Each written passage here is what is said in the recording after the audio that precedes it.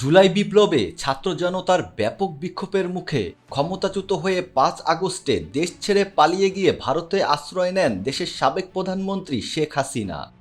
তার দেশ ছেড়ে চলে যাওয়ার পর দেশের দায়িত্ব নেন অন্তর্বর্তী সরকারের প্রধান উপদেষ্টা ডক্টর ইউনূস। সরকার পরিবর্তনের পর থেকেই পাকিস্তানের সঙ্গে সম্পর্কের উন্নয়ন ঘটে বাংলাদেশের, আর এতেই চরম বিপাকে পড়েছে ভারত। সেই সঙ্গে আতঙ্কে রয়েছে ভারতীয় গোয়েন্দারা। গত 18ই ডিসেম্বর এক প্রতিবেদনে এমন তথ্য জানিয়েছে ভারতীয় সংবাদ মাধ্যম আনন্দবাজার পত্রিকা। সংবাদ মাধ্যমটি বলছে, সাম্প্রতিক পালাবদলের পরে পরিস্থিতি বদলে গেছে বাংলাদেশের। পাকিস্তানের সঙ্গে সম্পর্ক জোরদার বাড়ানোর কৌশল নিয়েছে ইউনূসের সরকার। পাকিস্তানি নাগরিকদের ভিসার নিয়ম সহজ করে দিয়েছে ডক্টর ইউনূস।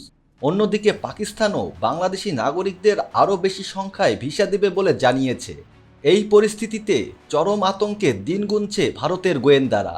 তাদের অনেকেই বলছেন, পাকিস্তান বিরোধী হওয়া সত্ত্বেও হাসিনা সরকারের আমলেই পশ্চিমবঙ্গে বাংলাদেশি সন্ত্রাসীদের সংগঠন বিস্তার করেছিল। জিএমবি, একিউএসআই সহ একাধিক সংগঠনের আস্তানা পাওয়া গিয়েছিল পশ্চিমবঙ্গে। কূটনৈতিক বিশেষজ্ঞদের অনেকেই বলছেন, পাকিস্তান এবং বাংলাদেশের সুসম্পর্ক বৃদ্ধি স্বাভাবিকভাবেই ভারতের জন্য দুশ্চিন্তার কারণ।